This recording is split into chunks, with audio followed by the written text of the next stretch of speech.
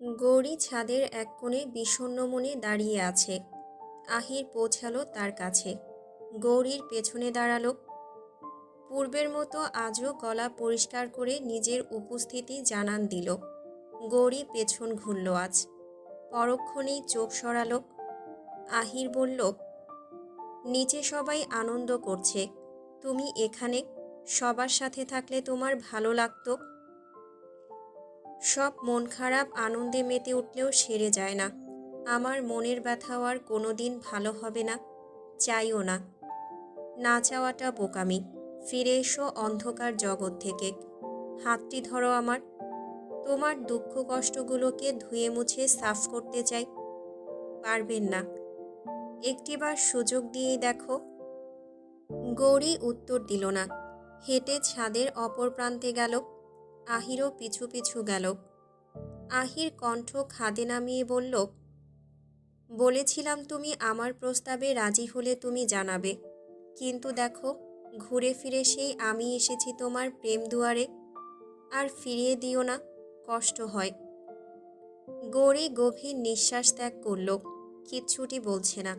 আহির বলল, আচ্ছা ধরে নিলাম তুমি আমাকে পছন্দ করো না, ভালোবাসা দূরের কথা।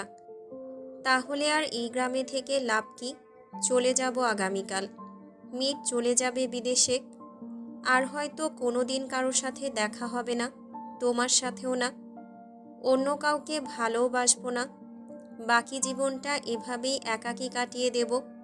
তবুও চাইব তুমি ভালো থাকো। থামে আহির। গৌরীর দিকে সেকেন্ড কয়েক তাকিয়ে থাকলো। তার প্রতিক্রিয়ায় কোনো উন্নতি নেই। আহির ধরে নিয়েছে তাকে গৌরী ভালোবাসে না। সে ব্যথিত কণ্ঠে শেষ শব্দ উচ্চারণ করল, আসি।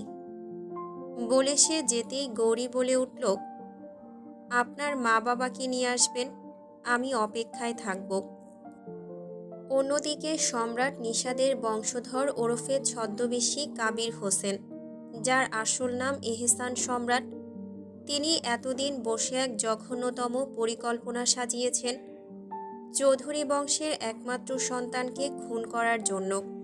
এতদিন বসে উপযুক্ত সময়ের অপেক্ষায় ছিলেন, কবে তিনি তার পরিকল্পনা সম্পন্ন করবেন। আজই যেন সেই দিনটি এসে হাজির হয়েছে। বিয়ে বাড়ি, সবাই ব্যস্ত। এই ফাঁকে তার কাজ হাসিল করতে হবে। আজ থেকে ঠিক কিছুদিন আগে পরিকল্পনা মোতাবেক তিনি দ্য সাইলেন্ট ম্যানর বইটি আহিরকে পড়তে দেন। এরপর কৌশলে তাদের মন জয় করে নিজেকে দুঃখী প্রমাণ করে চৌধুরী বাড়িতে আশ্রয় নিলেন এক ক্ষণিক অতিথি হিসেবে। চৌধুরী সাহেবও মন গলালেন।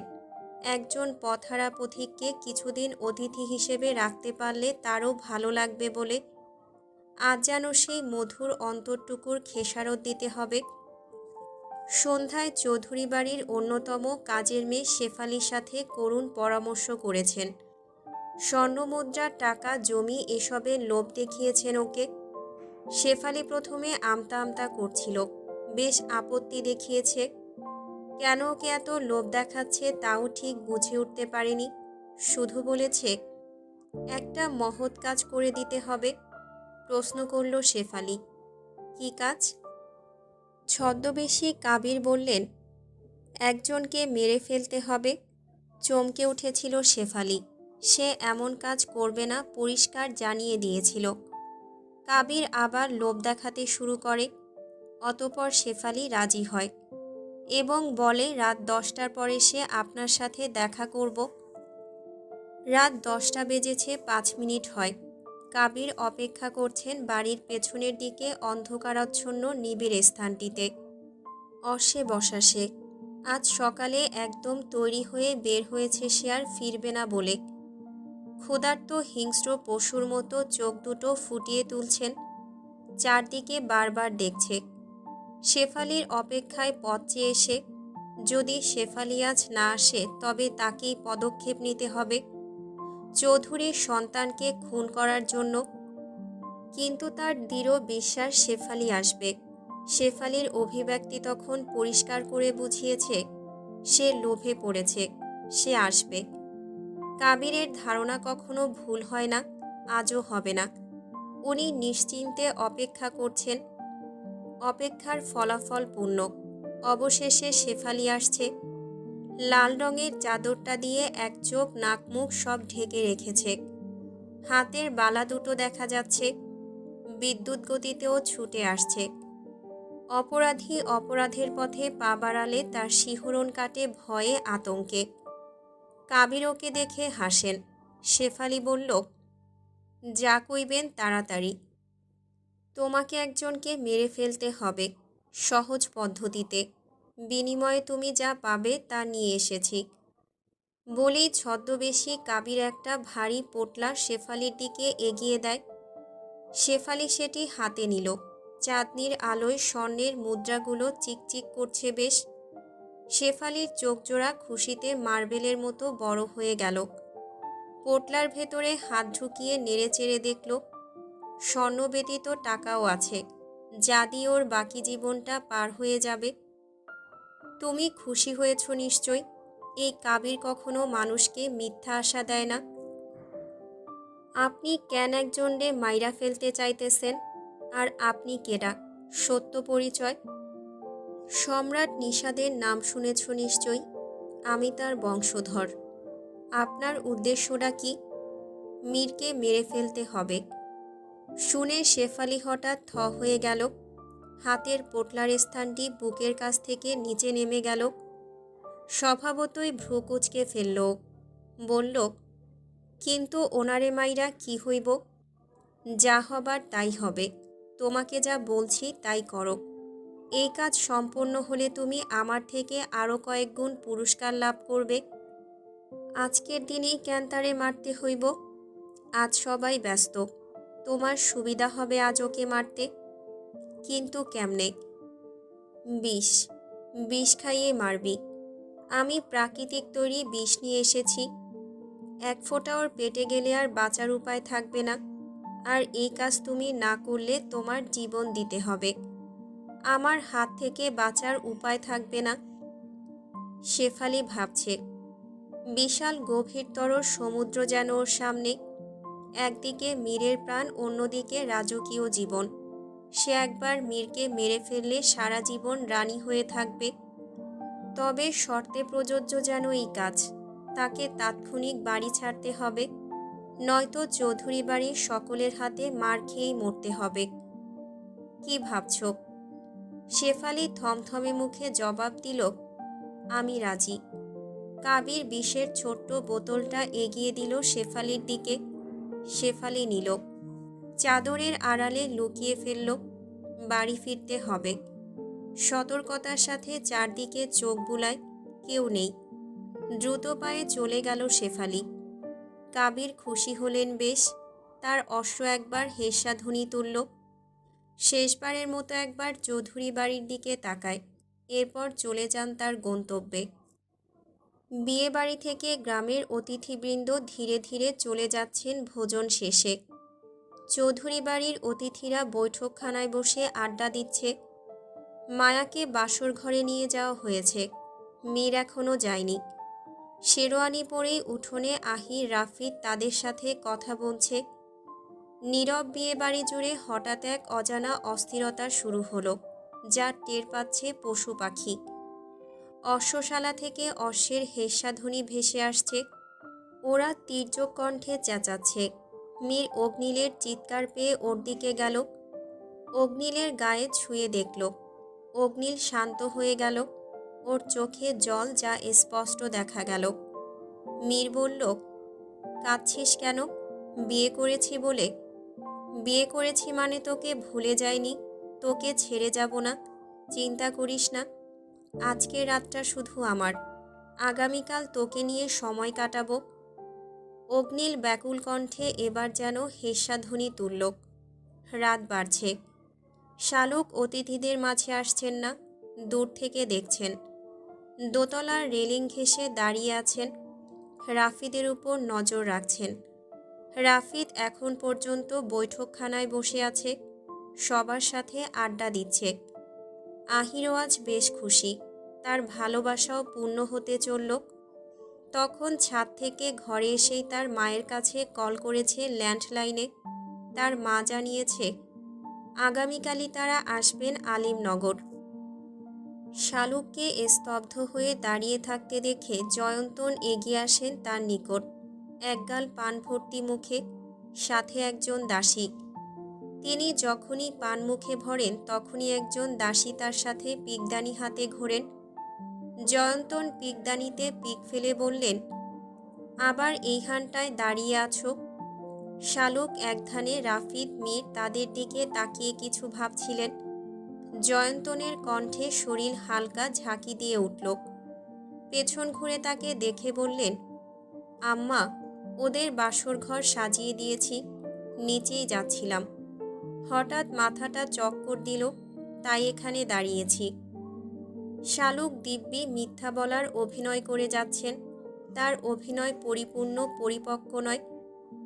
জয়ন্তন ধরতে পারলেন, তোমারে আজকে অন্যরকম লাগতেছে। যদি শরীর খারাপ লাগে তাইলে বিশ্রাম নাও। তার আগে যতটুকু নিয়মকানুন আছে তার কাম শেষ করো। শালুক জয়ন্তনের কথায় মাথা নেড়ে বললেন, আর কাজ নেই। শেফালিকে বলেছি দুধ জাল দিতে, হয়ে গেলে বাসর ঘরে দিয়ে আসবে। শেফালি দুধ জাল দিচ্ছে, কিন্তু মনোর অন্যদিকে। কিভাবে বিষ মেশাবে ভাবছে। কোনো মতে কেউ দেখে ফেললে ওর মৃত্যু নির্ঘাত নিশ্চিত। ভয়ে বুক ধুকপুক করছে। হাতে চামচ দিয়ে দুধ নাড়ছে। আশ্চর্য, ওর হাতটা কেঁপে কেঁপে উঠছে। বাঁ হাত দিয়েও ডান হাতটা চেপে ধরল। ঢোক গেলে একবার। মীরকে মেরে ফেলতে তার মনটা সায় দিচ্ছে না। মা নেই, ছোট্টবেলা থেকে এতিম। আজ তার শূন্য জীবনে এক মুঠো আনন্দ এসেছে। নতুন জীবনে পা দিয়েছে, আর তার জীবনটা শুরুর আগেই কিনা শেষ করে দেবে। শেফালি থমকে যায় বারবার। ইতিমধ্যে সে কাবির হোসেনের থেকে স্বর্ণমুদ্রা যেন কুড়িয়ে নিয়েছে। সে বলেছে এই কাজ সম্পন্ন না করতে পারলে কৌশলে ওর জীবন শেষ করে দেবে। না, করতেই হবে। সহজ কাজ।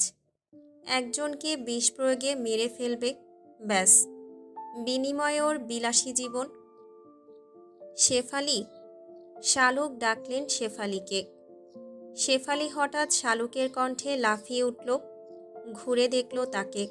শালুক বললেন, এ কি, তুই এমনভাবে ভয় পেলি যেন আমি তোকে ধমক দিয়েছি।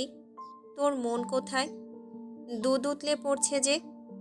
বলেই শালুক নিজেই দুধ জাল দিলেন, নাড়া শুরু করলেন। মালকিন, মায়ের কথা ভাবতে আসিলাম। আপনি যান, আমি দুধ জাল দিয়া মীরদাদার ঘরে দিয়াইতেছি। মায়াকে কি বলবি জানিস? যে বলেন। মীর যখন ঘরে যাবে ওর পায়ে হাত দিয়ে সালাম করে যেন। এরপর দুধটা ওকে দেবে, বুঝেছিস? বুঝছি। শালুক শেফালিকে বুঝিয়ে শুনিয়ে ফিরে আসেন রান্নাঘর থেকে। বৈঠকখানায় সবার সাথে আড্ডায় মেতে ওঠার নাটক করছেন। নজর তার রাফিদের দিকে। কখন রাফিদ ঘর থেকে বেরিয়ে যায় বলা যাচ্ছে না। তিনি নজর রাখছেন। জয়ন্তন বললেন, রাত 11টা ছুঁই ছুঁই। অহন মীররে ঘরে পাঠানো উচিত। আহির বলল, আমরা ওকে দিয়ে আসছি। মীর বলল, আমি একাই যেতে পারবো, তোদের কাউকে যেতে হবে না। আহির ফিসফিসিয়ে বলল, আমরা কি তোর সাথে ঘরের ভেতর যাব? বলেই হেসে উঠল সে। মীরও হাসল। বৈঠকখানার ব্যস্ততার মাঝে নিখুঁত সুযোগ সৃষ্টি হলো শেফালির জন্য। ও একবার উকি দিল বৈঠকখানায়। সবাই আড্ডায় মশগুল। ও দুধটা গ্লাসে ঢেলে কিছুটা ঠান্ডা হওয়ার জন্য অপেক্ষা করছে। মিনিট কয়েক অপেক্ষার পর দেখল দুধটা কুসুম গরম অবস্থানে এসে হাজির হয়েছে। কাবিরের দেওয়া বিষটাও দুধে মিশিয়ে দিল। কাবির বলেছে 1 ফোঁটা দিলেই যথেষ্ট। সেখানেও সবটুকু দিয়ে দিয়েছে। ভালো করে মিশিয়ে নিল। মায়া অপেক্ষা করছে মীরের। ফুলের বিছানায় 2 হাঁটু পরস্পর লাগিয়ে হাতের সাহায্যে বেঁধে বসে আছে। মীরকে নিয়ে ঘেরা স্বপ্নগুলো একাকী কল্পনা করছে। তাৎক্ষণিক দরজা খোলার আওয়াজ আসলো। সে ভাবছে মীর। ঘরে প্রবেশ করল শেফালি। ও দুধটা নিয়ে খাটের পাশে টেবিলে রাখল দ্রুত। এরপর কাপা গলায় বলল, আপা, আপনাকে মালকিন কইছেন মির্দাদা যখনই ঘরে আইব তখন ওনার পায়ে সালাম করে দুধ দিতে। আর আজকে আপনি ভুলেও আবার দুধ খায়েন না যেন, তাইলে অমঙ্গল হইব। মালকিন কইছেন। বলেই শেফালি হন্তদন্ত হয়ে ছুটে যেতেই মির সামনে পড়ল।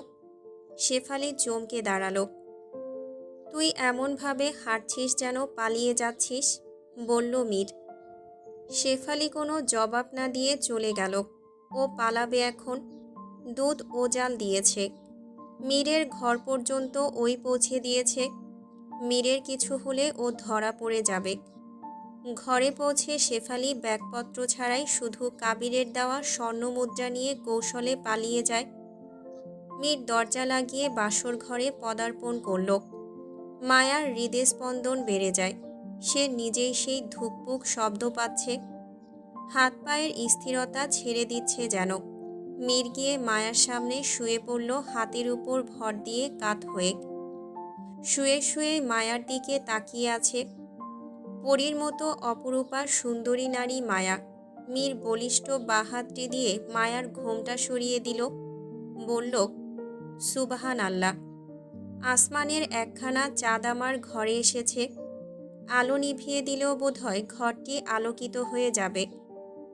মায়া চোখ নত করেই মসৃণ হাসল। মীর বলল, তোমার সৌন্দর্যের কাছে যেন আমাকে মানাচ্ছে না, তবুও আমাকে বিয়ে করলে কেন? ভালোবাসি বলে। কতটা ভালোবাসো? যতটা ভালোবাসলে পাগল হতে হয়। কই, তুমি তো পাগল হওনি। দিব্যি আমার বউ সেজে বসে আছো। আপনাকে হারিয়ে ফেললে ঠিকই পাগল হয়ে যেতাম। আমাকে হারিয়ে ফেলা এত সহজ নয়। আর একটু হলেই বিয়ের সময় আমার প্রাণ বেরিয়ে যেত, যদি আপনার জায়গায় অন্য কোনো আদ্রিয়ান থাকতো। তবুও একটাবার মুখ ফুটে বললে না যে আমাকে ভালোবাসো তুমি। আপনি সারাদিন মোহিনী মোহিনী করতেন। আমার বিশ্বাস উঠে গিয়েছিল। ভেবেছি আপনি সত্যিই ওকে ভালোবাসেন। তুমি ব্যতীত অন্য নারীর দিকে সেভাবে কখনোই চাইনি, যেভাবে চাইলে একটা মানুষ প্রেমে পড়ে। মানুষ চাইলেই বুঝি প্রেমে পড়ে? অবশ্যই পড়ে। গভীর চোখে একটা নারীকে যখন একজন পুরুষ পর্যবেক্ষণ করে, তখন অনেক জল্পনা কল্পনা জাগ্রত হয় ওই পুরুষের মনে। আলাদা অনুভূতি সৃষ্টি হয়। আমি পুরুষ মানুষ, আমি জানি আমরা কিভাবে একজন নারীকে দেখি। আপনি না তাকিয়ে কিভাবে বুঝলেন অনুভূতি সৃষ্টি হয়? এই যে তোমার দিকে যেভাবে তাকাতাম, আমার চোখে তুমি একমাত্র শ্রেষ্ঠ সুন্দরী নারী, মিসেস মীর জাফান শন। মায়া মীরের মুখে তার নামের আগে মিসেস এরপর মীর শব্দটি যেন চির অপরিচিত থেকে আজ খুব আপন হলো। শুনে চোখ তুলে তাকায় মীরের দিকে। মীর শোয়া থেকে উঠে বসে মায়ার সম্মুখে। মায়া একটু নড়ে চড়ে পেছনে সরল। মীর মায়ার দুই হাত ধরে বলল, আরে মেয়ে, তুমি আমার বউ, এখনো ভয় পাচ্ছ? মায়া এবার পরিতৃপ্তির হাসি মাখা মুখে তাকালো মীরের দিকে। প্রথমবার তার কণ্ঠে বউ ডাকটি শুনল। এমনভাবে কি দেখছ? বউ ডাকলেন। সারা জীবন ডাকতে চাই, দেবে কি সেই সুযোগ? সুযোগ তো করেই নিলেন। হাতটি আস্তে ধরুন, ব্যথা পাচ্ছি। বউকে আদর করে ধরতে হয়। এমনভাবে ধরেছেন যেন ছেড়ে দিলেই পালিয়ে যাব। তোমাকে কাগজে কলমে আমার জন্য বরাদ্দ করেছি, সারা জীবনের জন্য। এই যে হাত ধরেছি, মৃত্যু ব্যতীত ছাড়ছি না। আমার জন্য কি উপহার রেখেছেন আন্দাজ করো? মাথায় আসছে না। তুমি চোখ বুজে ফেলো, আমি নিয়ে আসছি। মায়া মীরের কথা মতো চোখ বুজে ফেলল। মীর বিছানা ছেড়ে আলমারির কাছে গেল, আবার চলে আসলো। মায়ার সামনে বসে বলল, এবার চোখ খুলে ফেলো। মায়া অধীর আগ্রহে তাকালো। তার সামনে একটা বাঁশি। বাঁশিটা দেখে সে কিঞ্চিত বিস্ময়কর হলো। বলল, এই বাঁশি কোথায় পেলেন? ছোট মা আমাকে দিয়েছিল যখন আমার বয়স ছিল মাত্র 15 বছর। কিন্তু আমি কখনো বাজাইনি বাঁশি, সেই সময়টাতে নয়। কিন্তু তুমি যেদিন জঙ্গলে বাঁশির সুর শুনে ছুটে গিয়েছিলে, সেটা আমারই তোলা সুর ছিল। তোমাকে দূর থেকে দেখে বাঁশিটি এক জায়গায় লুকিয়ে রেখেছিলাম। তবে আমার সাথে মিথ্যা কেন বললেন? হঠাৎ তোমাকে অবাক করার জন্য। কিছুদিন আগে যে সুর শুনে আমি আর তৃষ্ণা বের হয়েছিলাম, সেটাও কি আপনিই ছিলেন? না, আমি শুধু একদিনই বাঁশি বাজিয়েছিলাম। সেদিন কে ছিল জানি না। সুফিয়ান হায়দার। তার বাঁশি চুরি হয়ে গেছে। আমি জানতে পেরেছিলাম আহির ভাইয়ের থেকে। ওনার বাঁশি কে চুরি করেছে জানি না, তবে আমরা তাকে খুঁজে বের করব। তবে বাঁশির সুর এক একজনের এক এক রকম হয়। সুফিয়ানের সুর যে শুনত সেই উন্মাদ হয়ে যেত। জানেন, সেদিন রাতে আমি যে সুর শুনেছি এতটাই স্নিগ্ধ ছিল, যা ধারণার বাইরে। পরিবেশ খানিকটা নিস্তব্ধ হয়ে গেল। মায়া এক পোশাকে বসে আছে, অসহ্য লাগছে। মীর দেনমোহরের 20 লাখ টাকা মায়াকে দিল। দিতে দিতে বলল, ভাঙা জীবনের জোড়া হিসেবে সেদিন এক টুকরো পূর্ণতা নিয়ে আমার জীবনে আগমন করার জন্য শুকরিয়া বউ। চিরকাল এভাবেই থেকো আমার হয়ে। মায়া হাসল ঠোঁট বাঁকিয়ে। দুনিয়ার সবটুকু সুখ যেন আজ সৃষ্টিকর্তা ঢেলে দিচ্ছেন তাদের উপর। এই মুহূর্তে যেন ধরা দিল দাম্পত্য জীবনের চিরন্তন আশ্রয়, যেখানে ক্লান্তি আছে তবুও ভরসা আরও বেশি, যেখানে পথ কঠিন তবুও সঙ্গ অটুট। এখান থেকে শুরু হয় জীবনের শেষ ধাপ নয়, বরং এক নতুন যাত্রা, ভালোবাসা, দায়িত্ব আর একসাথে বেড়ে ওঠার নীরব অঙ্গীকারে মোড়ানো একটা জীবন। মায়া মীরকে বলল, আপনি খাট থেকে নেমে দাঁড়ান। কেন? আগে নামুন, তারপর বলছি। নামছি। কি আর করার, বইয়ের হুকুম মানতেই হবে যে। মীর নেমে দাঁড়ালো। মায়া ভারী শাড়িখানা নিয়ে নামল। মীর বলল, তোমাকে লাল শাড়িতে অসম্ভব সুন্দর লাগছে। আমার পছন্দ করে কিনে আনা শাড়ি। সৌন্দর্যের প্রশংসা করেই যাচ্ছেন, এবার থামুন। বলে মীরকে সালাম করতে চাইল। মীর ধরে ফেলল মায়াকে। বলল, তোমার স্থান পায়ে নয় বুকে। বলে মায়াকে বুকের মধ্যেখানে জড়িয়ে ধরল। মায়ার নিঃশ্বাসের উষ্ণতা তার বুকে ঠেকল। মায়া যেন বহু অপেক্ষার পর এই স্থানটি দখল করতে পেরেছে। মীরের চোখ গিয়ে পড়ল খাটের পাশের টেবিলে। দুধের গ্লাস। বলল, আচ্ছা, আজকের দিনে দুধ কেন খেতে হয়? মায়া বুক থেকে সরে বলল, উফ, দুধের কথা ভুলেই গেছি। এটা বড়দের নিয়ম, আমিও জানি না। ছোট শাশুড়ি পাঠিয়েছেন। ছোট শাশুড়ি? মীর জিজ্ঞেস করল।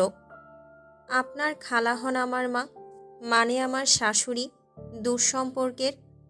বলে দুজনেই হেসে উঠল। হাসি থামিয়ে মায়া দুধটা এনে মীরকে দিল। বিষমাখা দুধটা মায়া নিজের হাতে তার স্বামীকে দিচ্ছে। মীর হাত থেকে দুধটা নিয়ে মায়ার দিকে সেকেন্ড দুয়েক চেয়ে থাকে। মায়া বলল, কি দেখছেন, দুধে বিষ মিশিয়ে দিয়েছি কি না? রসিকতা করে বলল। মীর ঢকঢক করে পুরো দুধটা খেয়ে বলল, তোমার হাতে বিষ খেতেও রাজি বউ। তোমার হাতে মরতে পারলে আর কি চাই?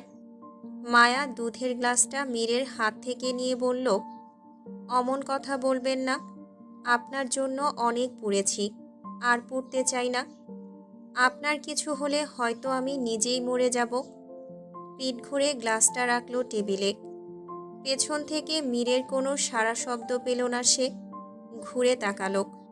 মীর খাটের এক কোণ ধরে দাঁড়িয়ে আছে।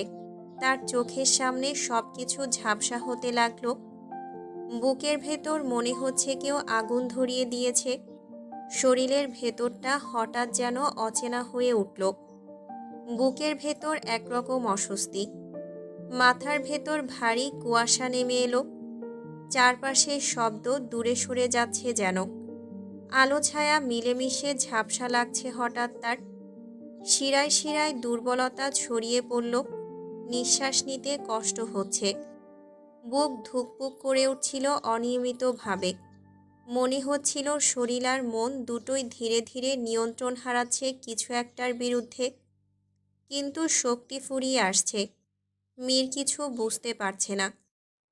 মায়া তার দিকে এগিয়ে গেল। আপনার শরীর খারাপ লাগছে? মীর মর্মাহত কণ্ঠে বলল। কি খাওয়ালে বউ? বুকের ভেতরটা কেমন জ্বলে পুড়ে যাচ্ছে। বলা শেষে চোখ পড়ে দুধের গ্লাসটার দিকে। একটা বিড়াল চেটেপুটে গ্লাসের সাথে লেগে থাকা দুধটা খাচ্ছিল। অমনি ঢলে পড়ল মেঝেতে। মায়া দেখল। মীরও সেই দৃশ্য দেখে তার ভার কণ্ঠে খুব কষ্টে বলল, তোমার হাতে বিষ খেতে রাজি ছিলাম বলে সত্যি সত্যি বিষ খাইয়ে দিলে বউ। বলেই মেঝেতে ঢলে পড়ে সে। মায়া মীরের কাছে ধাপ করে বসে পড়ে। তার শাড়ির আঁচলে বেঁধে ফুলদানিটা পরে তির্যক আওয়াজ সৃষ্টি হয়। সেই শব্দ তার ঘরের বাইরে গিয়ে জয়ন্তনের কানে গেল। তিনি ঘরে যাচ্ছিলেন তার। মায়ার ঘরের পাশেই তার ঘর। শব্দ পেয়ে কিছুটা বিভ্রান্ত নিয়ে বলল, মায়া, সব ঠিক আছে তো? বলে নিজেই বেকুব সাজলেন। আজকের দিনে মীরও মায়াকে বিরক্ত না করাই ভালো। নিজের কপাল চাপড়ে ঘরে ঢুকতেই মায়া তার ঘরের দরজা খুলে দিল। মা বলে চিৎকার করে শালুককে লক্ষ্য করে। ছুটে আবার গেল মীরের কাছে। মীরের মাথাটা কোলবদ্ধ করল। মীর এখনও তাকিয়ে আছে।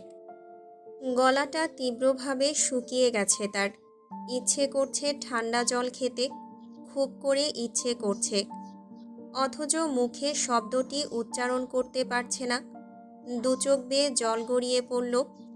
জয়ন্তন এসে দেখলেন মীর মেঝেতে পড়ে আছে। মুখটি নীল হয়ে গেছে। মুখ থেকে সাদা কিছু বের হচ্ছিল। সাথে রক্তের মতো কিছু দেখা গেল। উনি নিশ্চিত হলেন এটা বিষক্রিয়া, যেটা কোনো সাধারণ বিষ নয়। তিনি ঘর থেকে বেরিয়ে বৈঠকখানায় বসা শালুকোনাদের ডাকলেন। একে একে সবাই ছুটে আসছে মীর ও মায়ার ঘরে। মায়া করুণ কণ্ঠে ডাকছে মীরকে। মীর নেতিয়ে গেল পুরোপুরি। শালুক আসলেন মীরের কাছে। দিন দুনিয়া ভুলে চিৎকার দিয়ে উঠলেন। মীরকে বুকে টেনে নিলেন। বাপ বাপ বলে চেঁচাতে লাগলেন। লাভ হচ্ছে না কোনো। মীর কোনো সাড়া দিচ্ছে না। কি থেকে কি হয়ে গেল কিছুই বুঝে উঠতে পারছে না কেউ। শালুক বললেন, এই মীর, কি হয়েছে বাপ তোর? মায়া, তুই কি করেছিস ওর সাথে? ওর শরীর নীল কেন? মুখ থেকে এগুলো কি বের হচ্ছে? মীরকে সবাই ডাকাডাকি শুরু করে। তকদির, কারোর শব্দ পৌঁছাচ্ছে না তার কানে। তার প্রাণটা এখনো বেরিয়ে যায়নি। চোখ আধ খোলা। ঘোলাটেভাবে দেখছে সবাইকে। সবাই ছোটাছুটি করছে। জলের তেষ্টা পেয়েছে। এই জল তেষ্টা মৃত্যুর শেষ তেষ্টা। কোনোদিন সে এক ফোঁটা জল খায়নি মনে হচ্ছে। আজ খুব খেতে ইচ্ছে করছে। শালুক অশ্রুসিক্ত নয়নে বুক ফাটা আর্তনাদ করে বললেন, বাবা, চোখ খোল। কি হলো হঠাৎ তোর? মীর একবার হেঁচকি তুলল। ফিসফিসিয়ে বলল, জল।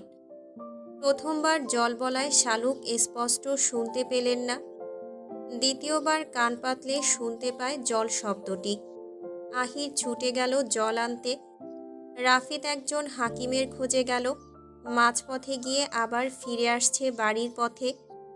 কি ভেবে সে বাড়ির পথে ফিরে যাচ্ছে নিজেও আন্দাজ করতে পারছে না। আহির জল নিয়ে আসতে আসতে মীর শেষ নিঃশ্বাস ত্যাগ করে। মাথাটা ঢলে পড়ে পাশেই। মায়া ধরল তাকে। শালুক পাগলের মতো আচরণ করছে। সব কিছু এলোমেলো লাগছে। কি থেকে কি হয়ে গেল তিনি ভাবছেন। তার পাপের শাস্তি পাচ্ছেন। ঠিক কিছুক্ষণ আগে এক নিরীহ মেয়েকে খুন করার আদেশ দিয়েছেন। বোধহয় এতক্ষণে মোহিনীকে শেষ করে দেওয়া হয়েছে। বিদায় নিয়েছে দুনিয়া থেকে। ওর মা বাবা যখন জানবে মোহিনী আর দুনিয়ার বুকে নেই, তখন বোধহয় তারাও তার মতোই ছটফট করবেন। তৃষ্ণা গড়িয়ে এসে মায়াকে ধরল। তার জবান বন্ধ হয়ে যাচ্ছে প্রায়, শুধু দুই হাত দেখাচ্ছে। বলতে চাইছে আমি নিজের হাতে আমার স্বামীকে বিষ দিয়েছি। তার বুকটা ছিঁড়ে যাচ্ছে, হৃদযন্ত্রটা ধীরে ধীরে ভেঙে পড়ছে। রাফিদ এসে হাজির হলো। সংবাদ পেল মীর আর দুনিয়াতে নেই। সে হাঁটু গেড়ে বসে পড়ে। মীর, আহির, রাফিদ তিনটা মানুষ হলেও তারা প্রতিশ্রুতি নেয় সারা জীবন একে অপরের পাশে থাকবে। তিনজন আলাদা আলাদা মানুষ হলেও তাদের সত্তা আত্মা যেন একটাই ছিল। যেদিন রাফিদ কাঠের সেতু থেকে পড়ে যাচ্ছিল, তাকে বাঁচিয়েছিল মীর। নিজের প্রাণের ঝুঁকি নিয়ে আজ সেই প্রাণপ্রিয় বন্ধু চোখের সামনে ছটফট করতে করতে দুনিয়ার মায়া ত্যাগ করল। অথচ তাকে বাঁচাতে পারিনি। নিজেকে ব্যর্থ মনে হচ্ছে। মায়া কথা বলার চেষ্টা করছে, কণ্ঠ থেকে শব্দ বের হচ্ছে না। বুকের ভেতরের কষ্টটা যেভাবে ছিটকে বেরিয়ে আসছে, ঠিক সেভাবে মায়া হঠাৎ চিৎকার দিয়ে উঠতে সক্ষম হলো। কিন্তু সেই চিৎকারের শব্দের চেয়ে ভাঙনটাই বেশি ছিল। বুকের ভেতর জমে থাকা কষ্ট যেন এক মুহূর্তে ফেটে বেরিয়ে এলো। সে মীরের বুকে দুই হাত চেপে ধরে, যেন সেখানেই কোথাও মীরের প্রাণটা লুকিয়ে আছে, যেন ধরে রাখলে আর হারাতে হবে না। তার চোখ থেকে অঝরে জল ঝরছিল, কিন্তু চোখের জলও তার শূন্যতা ভরাতে পারছিল না। মীর নামটা উচ্চারণ করতেই গলা কেঁপে উঠল, কণ্ঠটা ফ্যাঁস ফ্যাঁস করছিল। এটিই ছিল তার উচ্চারিত শেষ শব্দ। যে মানুষটা একটু আগেও তার পাশে ছিল, যার উপস্থিতিতে জীবনটা নিরাপদ মনে হয়েছিল, সেই মানুষটা এখন নীরব, চিরনীরব। চারপাশে আপন মানুষ আছে, কথা আছে, কিন্তু মায়ার কাছে সব কিছু অসহ্য রকমের দূরের, অপরিচিত মনে হচ্ছে। মনে হচ্ছিল পৃথিবীটা হঠাৎ থেমে গেছে, অথচ তার বুকের ভেতর ঝড় থামছে না। সে মীরের দিকে তাকালো প্রশ্নভরা চোখে। কেন, কেন এত তাড়াতাড়ি সব শেষ হয়ে গেল? তার আর্তনাদে ছিল না শুধু কান্না, ছিল ভেঙে পড়ার স্বপ্ন, অসম্পূর্ণ কথা, আর সেই সব ভবিষ্যৎ যার কোনোদিন বাস্তব হবে না। মায়া বুঝতে পারছে এই শোক কোনোদিন পুরোপুরি পার হবে না, শুধু বয়ে নিয়ে যাবে নিঃশব্দে সারা জীবন। মীরের কত স্বপ্ন ছিল মায়াকে ঘিরে, তাদের ছোট ছোট মুহূর্তগুলোকে এক জীবনের মতো সাজানোর। সে ভাবত একসাথে হাঁটবে, হাসবে, একে অপরকে সমর্থন করবে, ভবিষ্যৎ গড়বে। কিন্তু আজ সেই সব স্বপ্ন, সেই সব পরিকল্পনা এক মুহূর্তে মৃত্যুর নীরব হাতে কেড়ে নেওয়া হয়েছে। মায়ার চারপাশ এখন শূন্য। প্রতিটা কোণ যেন মীরের উপস্থিতির অভাবে চিৎকার করছে। মায়া জানে সেই স্বপ্নগুলো আর ফিরে আসবে না, পূর্ণ হবে না। শুধু স্মৃতি বয়ে যাবে, হৃদয়ে ভাঙন রেখে, এবং প্রতিটা নিঃশ্বাসে মীরের অভাব স্মরণ করিয়ে দেবে হয়তো। কিন্তু সে আর বেঁচে থাকতে চাইছে না, এক ফোঁটা বিষ খুঁজছে। মীর যতটুকু যন্ত্রণা পেয়েছে সেও পাক, কাতরাতে কাতরাতে মরুক। আমজাদ দাঁড়িয়ে শুধু দেখছেন, এক মুহূর্তে কিভাবে রঙিন দৃশ্য বদলে কালো অন্ধকারে ছেয়ে গেল। তার দুঃস্বপ্ন অবশেষে পূর্ণ হলো। কলিজার টুকরা মেয়ে বিয়ের রাতেই বিধবা হয়ে গেছে। মায়ার সুখের সংসার আর হলো না। সে কিভাবে তার সামনে কাঁদছে, পাগল প্রায়। থমাসন কাঁদতে পারছেন না, ওনাকে ধরে রেখেছেন আহির। জল চাইছে একটু, তার বুকে ব্যথা করছে। আহির জলটা এগিয়ে দিল তার দিকে, হাতে নিয়েও থমাস জলটা খেলেন না। তার ছেলে শেষ জলটুকু পর্যন্ত খেতে পারেনি। আক্ষেপের সুরে একবার বললেন, কেন আমি তোকে গ্রামে নিয়ে আসলাম?